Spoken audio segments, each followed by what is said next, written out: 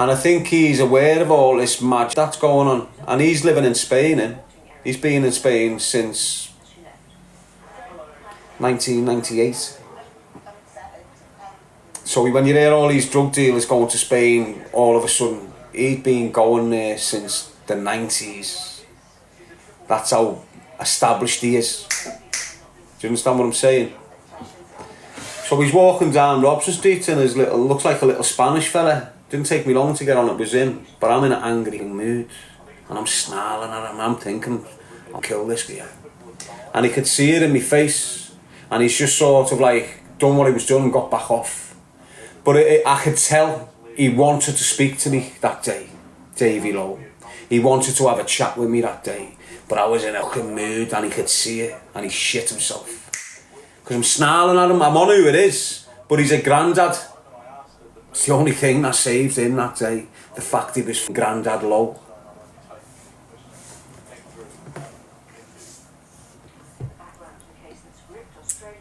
And probably if I would have had a chat with him, it might have got all dealt with. It probably would have all got dealt with. Why? Because we'd never had a problem. We'd never had a problem. Ever. And then this shit kicked in with that lamb. And the Irish, basically. So now I'm sitting there, and I'm telling everyone on social media, Daniel Kinahans in front of me. Going, what? Have you ever met Daniel Kinahans? And I'm telling people in podcasts, yeah, when this shit's gone off in Anfield, I've done a freestyle about this Kevin Wheatman, and this Kevin Wheatman was running around for the Lamb at the time, and they've come out and let shots off for Ian's car, push shots through Ian's car, and this is another escalation in the situation. And I've gone out on a madness looking for them in the rammer, and we've come across them in their car, and it's going off, and they're shitting themselves now. But this Jeep slammed on with heads in, and this fat Irish kid's jumped out and started trying to rep himself, but understood fast time that you're dealing with a different kettle of fish here with Darren G, because I'm going for it. And he's speaking to me in Irish. Now this is the first time I've heard this, and I'm automatically thinking that it was Kinahans. You know, years later down the line, I'm automatically thinking that was Daniel Kinahans that's jumped out of that Jeep. When in reality it was Liam Byrne. It was Liam Byrne that jumped out of that Jeep on that night and asked me to jump on board with them. That's what he said, why didn't you just jump on board with us? Cough.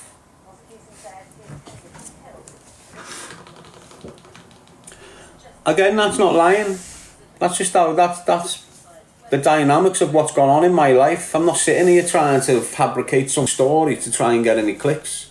I'm telling you what happened to me and how it happened and who's responsible. And I don't get what they say about me. It's what they done. You know, and if you remember around them times, you had Liam Byrne, another one of them, Conor McGregor, the Lamb, a few more gangsters from Iton, all partying in the Lamb's house. Do you remember when Conor McGregor came to Liverpool, MTK Global, mixing with the Lamb and that in these big parties and Iton and shit? You remember Terry, that little birdie we got pregnant and paid her to say it's not his? The girl from Langley. All that was going on around the same time.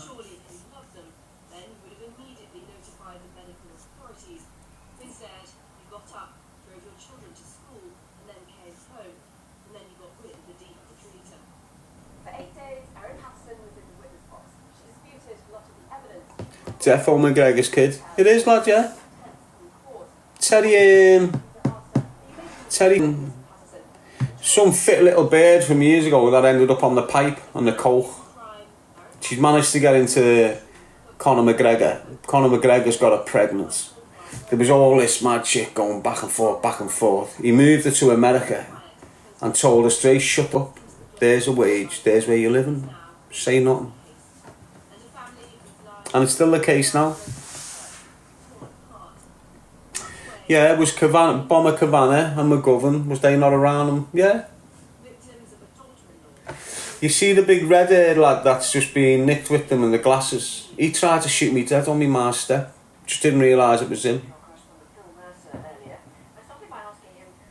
Get on this, lad. This is another attempt where people don't really understand it. I'm on a live feed on Instagram in my ma's back room. You know when I'm in her house? I'm on a live feed like I am every night. And my mum's door's just normally left open, the porch door. You can just walk in. Like, while I'm on a live feed, I've heard a few car doors slam and went, wow, that doesn't sound right, that. So I've told me live feed, hang on, I'll be back on now. I've just heard something moody outside. So I've gone downstairs, opened the porch door, come onto the front path. And as soon as I've turned round, I've got this big in my face, with hoods up, dead tight, glasses on. He's a red-haired fella. And as I'm taking all this in, the car that had got me attention is over there in the corner, a white, like Vauxhall, something like a little Jeep type thing. And there's a man stood by the back door, just standing looking over.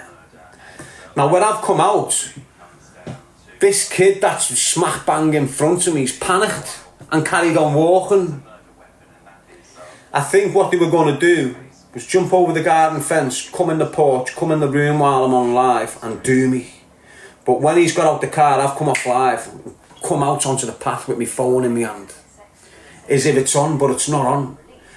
So when I've come out, it's on a camera now. When I've come out, I went to see who it is with the camera running.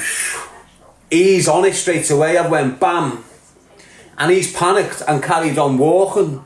And what he's done is carried on walking but stood in the alleyway, and I could see his shadow on the wall where he stood in the alleyway, not realising the lights shining him onto the wall, his shadow, so I can see him stood there. And then I've got this other fella here. Now when I've put the phone in them kid's kite, who are you, who are you? His Irish accent's come out. Do you understand what I mean? Now I didn't realise who it was. Because I've got him on camera, they've panicked, went into shit mode, went back to the car, scurried off. The car was plated up. You know when you do your checks, no such thing as the reg plated up. But a year or so down the line, loads of them are getting nicked, and lo and behold, the redhead that came to kill me in my Mars that night was part of the operation. He's a well-known Irish kid, don't even know I can't remember the name, but it was him. And that, again, that's not me lying. That's what happened. You know, they come for me 3 times, not just the once. They came for me where they were going to come in my Mars and do me on the live feed. It's like my brother had told him the door's always open or something. Do you understand what I'm saying? That failed. They came and done me on the step, but got the kid next to me. Failed again. Weeks later, when my brother had the second meeting, then they come after me again. Up again, but that was 3 attempts by the same cliff. Yeah, the Kinahans, yeah.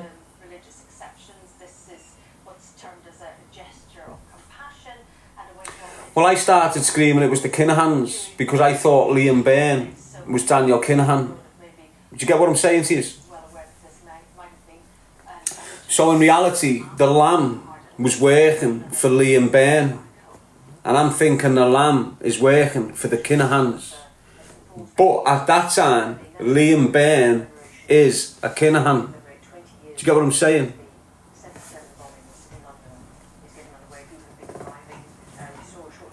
So it was the Kinahans that tried to get me killed, isn't it? That's why I say that. I'm not just inventing some shit story. It's what happened. It's there in the paper. Go and Google search Darren G. 17th of March 2018. Murder, Grisdale Estate. Google something like that. And it'll all come up.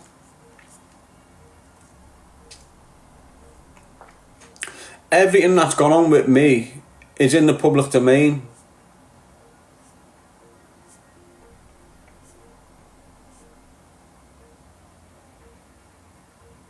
Guys, I've read and listened to a lot of your podcasts, Tech. Yes, Donna? Is Kin TV series based on Kinahans? I don't know. I haven't got a clue. I can only speak about what the impact they had on in my life, and then the impact I had on their downfall. The minute I was aware they tried to shoot me dead, I started screaming at the top of my lungs about them. And no one was having it. I'm screaming NTK Global, looking horrible, and no one's having it. And I'm screaming, and everyone's saying he's full of shit, ignore him. And then Panorama done a documentary on the Kinahans and confirmed everything I've been saying.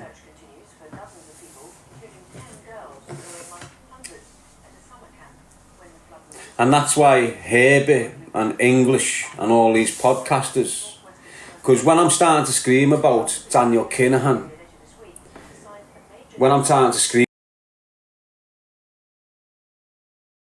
where they tried to kill me, now that's given me the entitlement to scream about these. I could have run out, shot back and done madness, but I'm not willing to be liked off, so I defended myself with my mouth and backed them off with my mouth, because they're coming to kill me, not going to the police.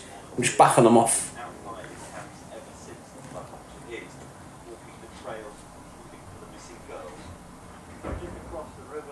So when I'm screaming about the Kinahans, when I start screaming about them, they're on a page of trying to make Daniel Kinahan look like a very good man in the public eye, so he can represent boxing on stage and be a part of it on stage.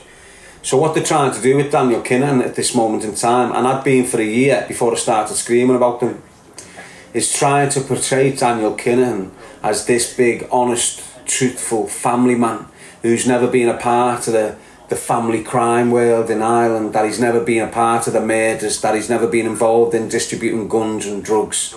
And this is how they were trying to portray him in the public eye, so he didn't have to hide in the shadows no more. He could stand in front of the promotions like a Freddie Hearn or a Frank Warren type individual. And this is what they were trying to do for him.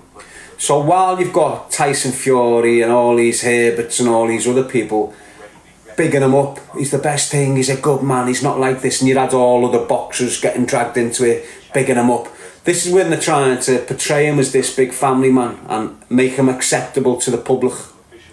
But then you've got me. He's a gangster, he's a rat, he's a scumbag, he's killing kids in Manchester, Liverpool, Scotland, stealing drugs, I'm ruining their plan. So now they've got to shut me down and shut me up.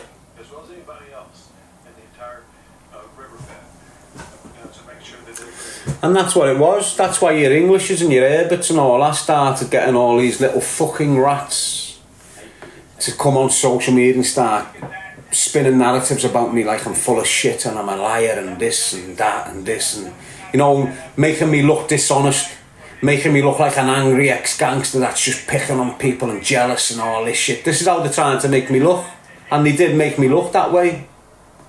They got away with it. Why? Because they had pure fundings to cancel me. You're talking billion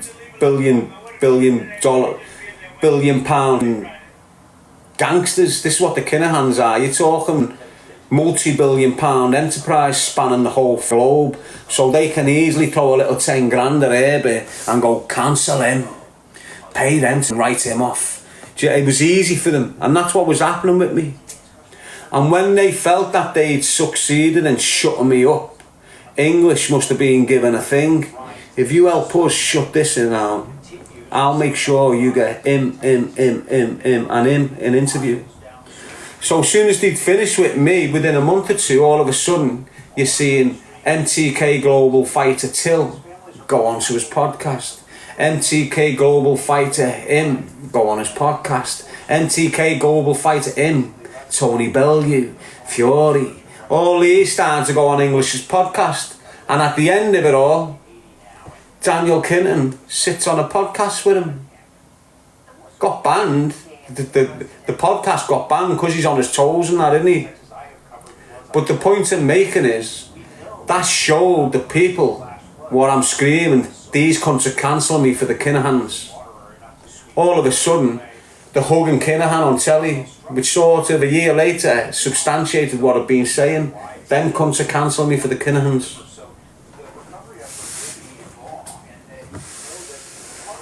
So the truth prevails, doesn't it? What's happening with all that shower of shit now? What's Herbie? What he's always been. A washed up, crack smoking snitch. That's Herbie. What's English? What's he turned out to be? Exactly what I was screaming about him 2-3 years ago. Horrible, manipulative, deceitful, lying rat who thinks it's okay to get his ex-girlfriend while she's pregnant and foot up on the floor. So now he's being charged with mad offences, that English, towards women. And he's going to get his justice for how he's been over the last 5 years. And all the others that came at me, cancelling me, with them, they're all doesn't matter if you got a nice house, you as a person, you've been beaten up to. So look at Danny Christie. He came in on behest of the Furies for the Kinahan angle. So Danny Christie got pulled under the wing of the Furies, and because the Furies can't do me publicly for writing their hero Daniel Kinahan off, they started using puppets like Daniel Christie to scream about me and write me off. Look at the clip of him now. Do you understand what I'm saying? All of them are a mess. Every one of them that come at me trying to cancel this message of choose a life, not a knife. Every one of them are suffering. They haven't got good lives. They trampled all over mine, expecting to elevate theirs. And look where they've ended up. Because that's all they were using me for. To get support and people following them and all this shit. It's what they've all done. Every one of them.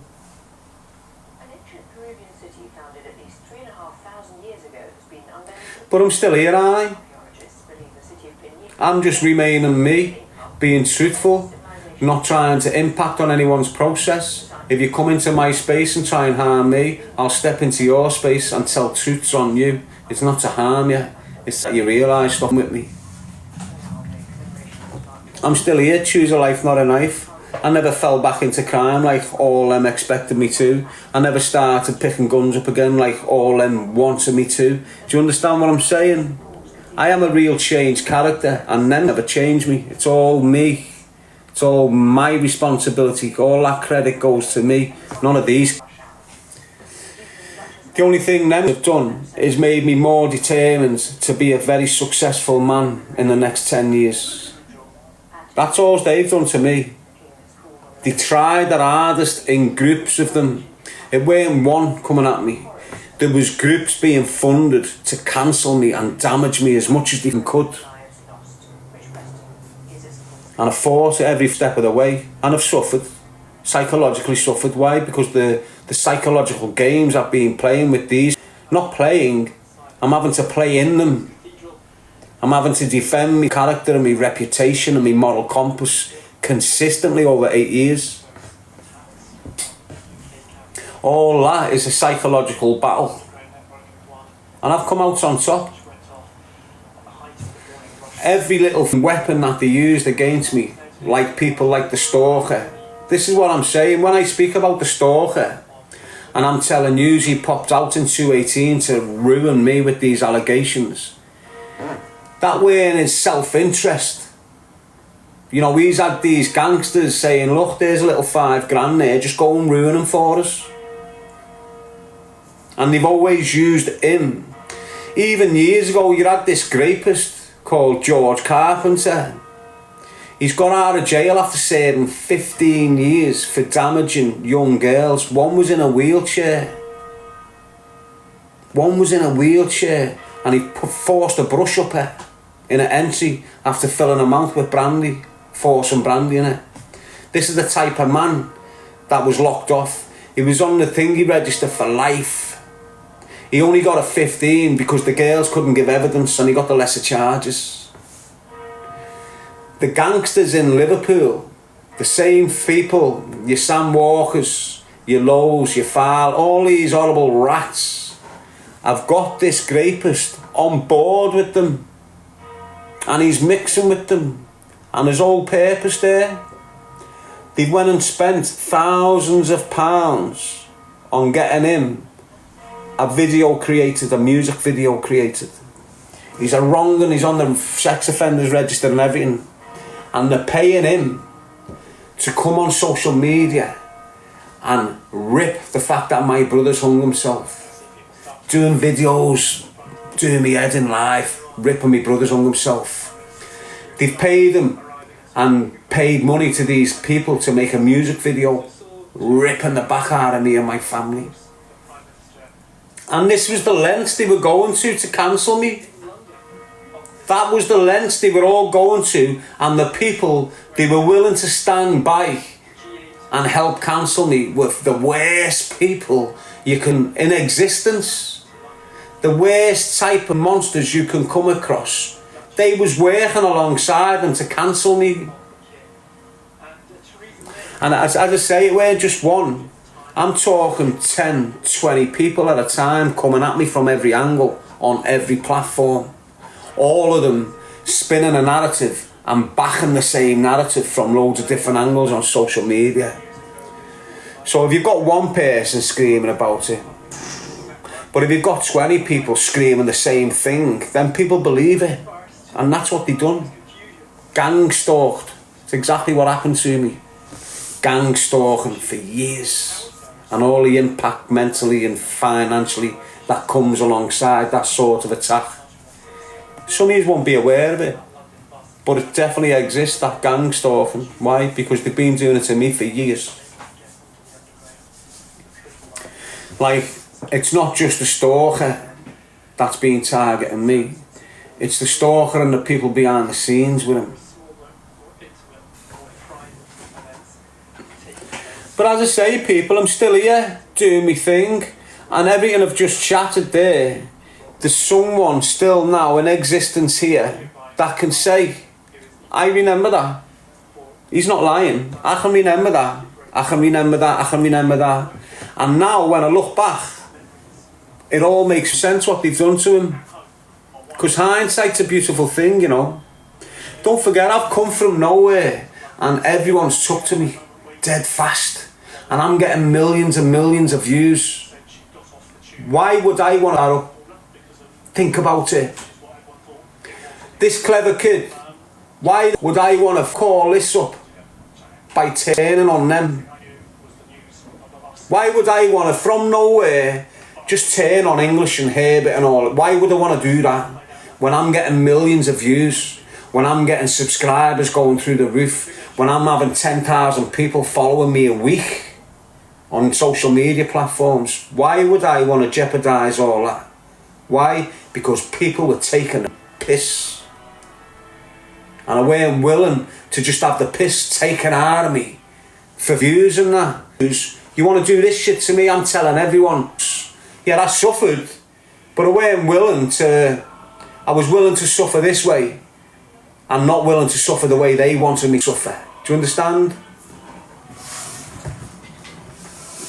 It's up for more. As I say, I'm moving on. They've stagnated. You know, they used me as a sprint sort of mechanism for them. Used me and went bam, bam, bam, bam, bam, bam, through all the levels dead fast. Why? Because they're speaking on me, hating me, spinning narrative on me, and I was the one who had the traffic. So when you're going viral, if a dickhead starts writing you off over there, all them people watching you here are going to see what he's got to say. And they know that. I didn't know that, because I'm naive.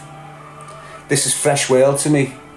But the who were already in that world for 10, 12 years knew exactly what they were dealing with and used me as much as they could to get themselves a little. So if you look at English's podcast, when I went on to English's podcast, it was at 180,000 subscribers. Right? Think about this. It was at 180,000 subscribers.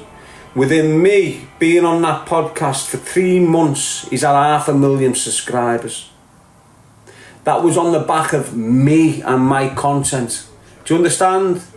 So you can imagine the traffic And how many people, rats, were looking at that going, fucking hell, we can get click if we start speaking on him. Because that's what they do when you go viral. People rob you and spin it so they can get views, so they can get revenue on their YouTube channels. And I had a pack of them all coming in, destroying me in a negative light.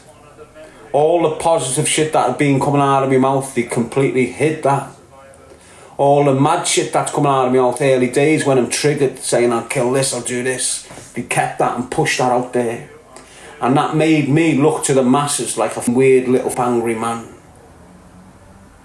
When in reality, it was them that was doing the dirty shit. It was them that was doing the horrible, unmodelistic bullshit to people. But I'm just glad, you know, I stood my ground. I kept my integrity intact. Yeah, I might have screamed and shouted at them, but I was entitled to. I never done nothing untoward to anyone. I never went after anyone for nothing. Do you understand? I've done it right. Done it the way it was meant to do. And because of that, I'm still here. I can still get an audience listening to me. I'm still entitled to share my message of choose a life, not a knife. I've still got the opportunity to change minds and change lives. At the early times, I had the opportunity to penetrate the minds of millions. But them jealous didn't like it and they shut it down on me. But from then to now, in the last so many years, I've still impacted on the lives of hundreds of thousands of young men, you know. Honest, I've screamed shit and they've took it on board and they've went away and changed the direction of their lives. And I know I keep on saying it to you, like I'm trying to, nice one, Aunt Sally, for them planes. I know I keep on emphasising this to you, but you've got to understand, this message has changed lives. It hasn't changed my life, it's changed others' lives. Do you understand what I'm saying? Loads of them. There's lads now who can really appreciate what I screamed at them 3 years ago. Honest to God, there's lads now that have come away from that circle of dickheads, went into this circle, now they've got a job, now they've got a bird, now they've got a gaff, now they're having kids. That was impossible 3 years before if they hadn't heard me. Honest to God. Trust me on that. Because you've got loads of decent kids getting caught up with the undecent kids. And when them decent kids hear me speak, the ones that are on the fringes about to tap into that shitty world, when they hear me, it gives them that little hang on a minute. What am I doing? Doesn't matter, I'm staying this side of the fence. Because that's what it's down to at the end of the day with you lads. What side of the fence do you want to live in? Do you want to be in the prison or do you want to be out here? They're the two choices you've got, and you're going to end up at that side of the fence. The minute you start leading that life and participating with these dickheads that haven't got a clue what they're doing until it's too late, the minute you start, you're on the other side of the fence from everyone else. You will.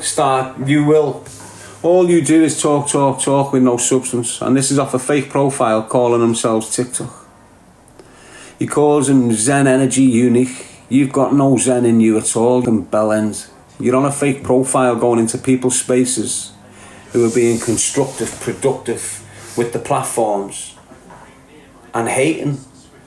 But then you're sitting there on your profile saying Zen Energy. Go and leg it, you feardo.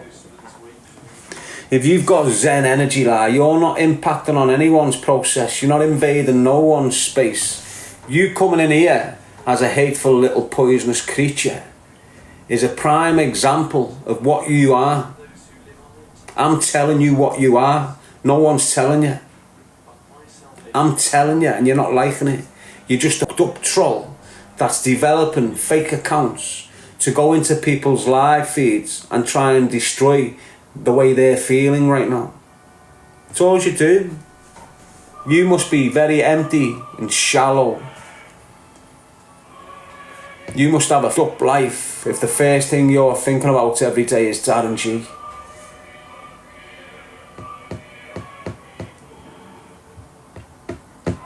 All my people in here now, When they wake up in the morning, the first thing on their minds, getting ready for work, something normal, right? Use little weird duck creatures. When you're waking up, the first thing you're thinking about is me. Most of you have never met me. You go to bed thinking of me. You wake up thinking of me. You set multiple profiles up to speak to me. If you don't get an answer, you start going sick. This is you, not me. I'm not waking up I don't wake up thinking of the stalker, but he wakes up thinking of me. Do you understand what I'm saying? I wake up thinking me kids, it's the first thing I'm doing, kids. He's alright, everything fine. I haven't got time to think of beds.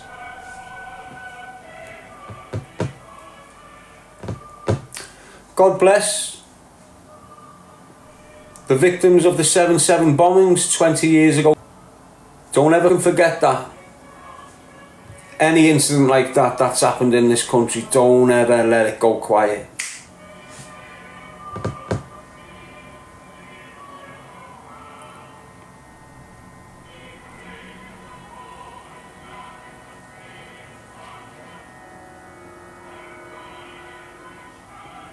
Coming up to 11:40, people. Hope you're all good. A message has come through for my support meeting. I don't want to lose it, because if I miss two I get kicked out, and I missed one last week because it was on live. So I can't miss another one, otherwise I get kicked out. I know, unsecure living, it's horrible.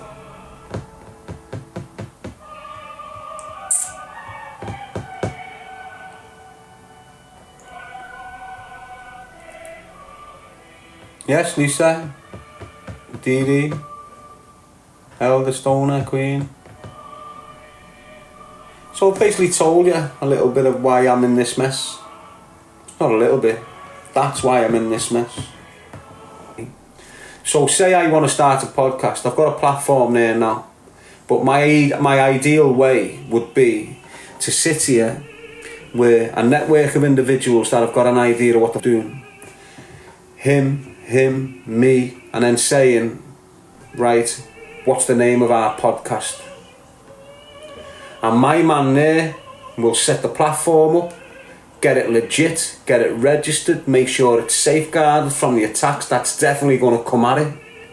He can add the Spotify, he can add all these Amazon links and all this where the same thing. Do you understand? So it's professional. So when we go live, we're not just on YouTube, but we're on there and there.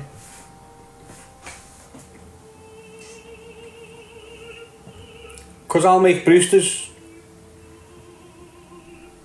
I used to sit on YouTube and do a live for 2 hours a night and come off there with £1,800 every night. But then I got shut down and came onto TikTok. I've been on TikTok for 2 years now.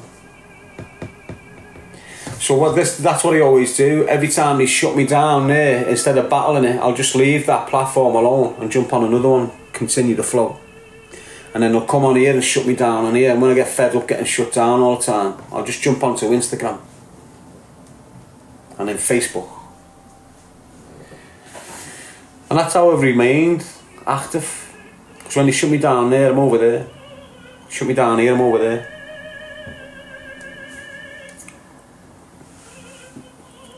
How much do I earn? What now? Nothing. I'm on universal credit. I've just been assessed for PIP. So hopefully I'll get PIP, because I need it.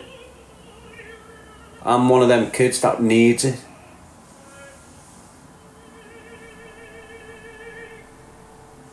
You know, I do need like PIP to survive. I've been surviving, like, first of all, he was giving me £375 a month. And where I'd gone homeless and shit, I never made a job centre. They stopped paying me for 12 months and shit. I've had all that mad shit with the universal credit shit and that. See what happens with me, because I've got 2 kids as well. So as soon as the kids have came on the scene, when I'm getting like 375 a month, that's getting split straight away. Getting sent to the baby's mother. Over the years, I don't need to go to a job centre no more. Because when I've gone into a job centre, I've had an episode and they've all shit themselves. But I'd pre-warn them. I'd said to them, look, if I come in that gaff and I have an episode, you're going to end up... And he went, no, you'll be alright. Gone in, had an episode, he just went, you don't need to come back to a job centre ever again. Nice one, for that elephant. No, I don't need to step foot in a job centre for my claims. They just automatically renew it. Don't even have conferences with them or nothing. It's weird. And then one day, normally I'm used to getting 375 on my universal credit. And then one day I've woke up and I've got 620 quid. I'm thinking, wow. So now I get £620 a month. But straight away, I'm halving that. Sending that half to my baby's mother. Because I've got 2 kids there that need looking after. And although I'm not hands-on, I've got to do my thing.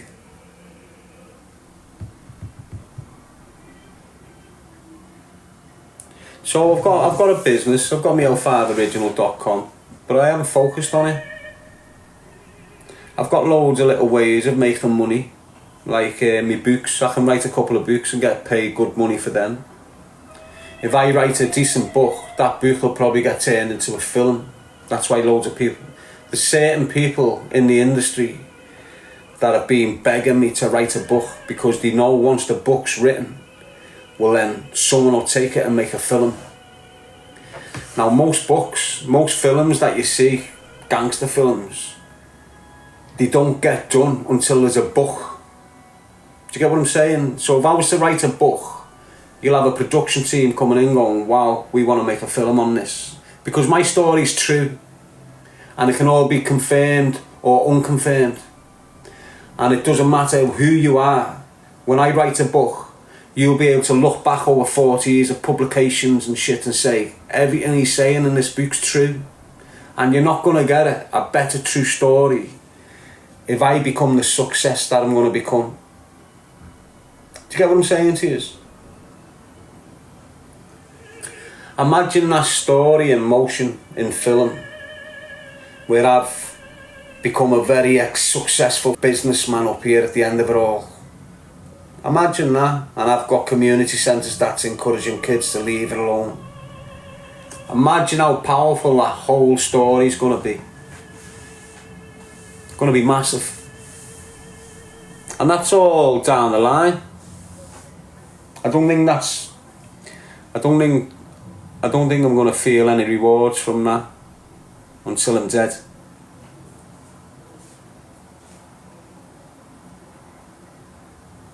Everything I'm doing, I'll be rewarded in my afterlife. I'm not being rewarded for it now, and I don't really want rewarding. It's just part of my redemption song, if you like.